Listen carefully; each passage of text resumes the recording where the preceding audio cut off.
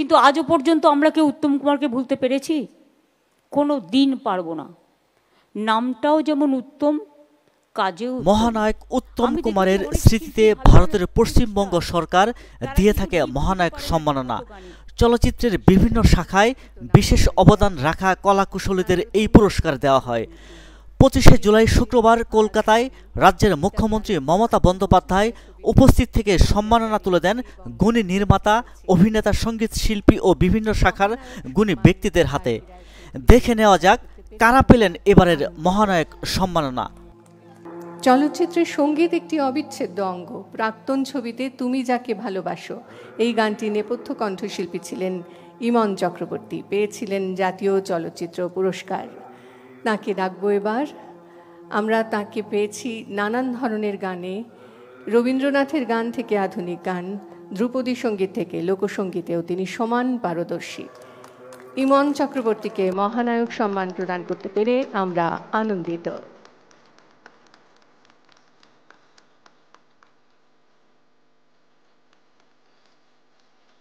করতালি কিন্তু বন্ধ হয়ে যাচ্ছে। এই সময়ের অন্যতম জনপ্রিয় গায়ক ও সঙ্গীত নির্দেশক রূপঙ্কর বাগচি। চলো লেটস গো, 22শে শ্রাবণ, হেমলক সোসাইটি, উমা ইত্যাদি বহু ছবিতে তাঁর গান অত্যন্ত জনপ্রিয়তা লাভ করেছে। জাতিস্বর চলচ্চিত্রে এ তুমি কেমন তুমি গানের নেপথ্য কণ্ঠশিল্পী হিসেবে তিনি পেয়েছেন জাতীয় চলচ্চিত্র পুরস্কার। তাকে মহানায়ক সম্মান প্রদান করতে পেরে আমরা আনন্দিত।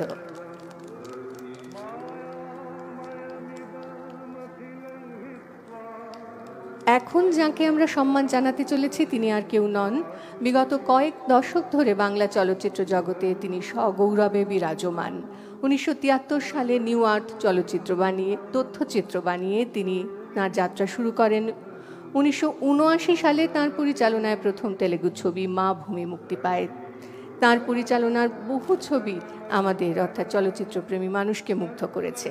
পার, অন্তর্জলি যাত্রা, পদ্মা নদীর মাঝি, মনের মানুষ, এরকম অনেক ছবির সঙ্গে জড়িয়ে আছে যেই নাম, সেই নামটি হলো গৌতম ঘোষ। ওস্তাদ বিসমিল্লাহ খান, সত্যজিৎ রায়, দালাই লামা, কণিকা বন্দ্যোপাধ্যায় প্রমুখের উপর নির্মাণ করেছেন তথ্যচিত্র। তাকে বাংলা চলচ্চিত্রে বিশেষ অবদানের জন্য মহানায়ক শ্রেষ্ঠ সম্মান 2025 পুরস্কার প্রদান করতে পেরে আমরা গৌরবান্বিত। স্মারক এসে পৌঁছে যাচ্ছে।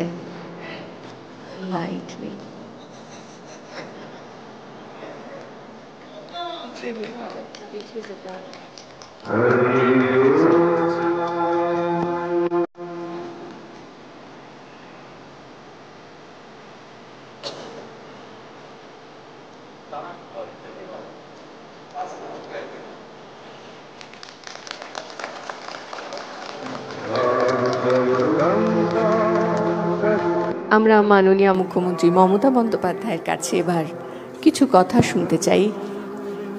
সকলের পক্ষ থেকে বিনীত অনুরোধ জানালাম তাকে। প্রসেনজিৎ চলে এসো, তুমি 100 সিনেমা বানাচ্ছ, 100 সিনেমা হল, চলে এসো চলে এসো। আমি আজকে বিশেষ করে আমাদের সকলের প্রাণের মানুষ এবং আমি এখনও মনে করি তিনি দেশের গর্ব, জাতির গর্ব এবং সংস্কৃতির গর্ব, চলচ্চিত্রের গর্ব, মহানায়ক উত্তম কুমার, যাকে প্রতি বছর মৃত্যু দিবসটা আমরা মনে রাখি, স্মরণ করি। ওয়ালটন এখন দেশের সীমানা পেরিয়ে পৌঁছে গিয়েছে 50টিরও বেশি দেশে। ওয়ালটন, ঘরে ঘরে, বিশ্বজুড়ে।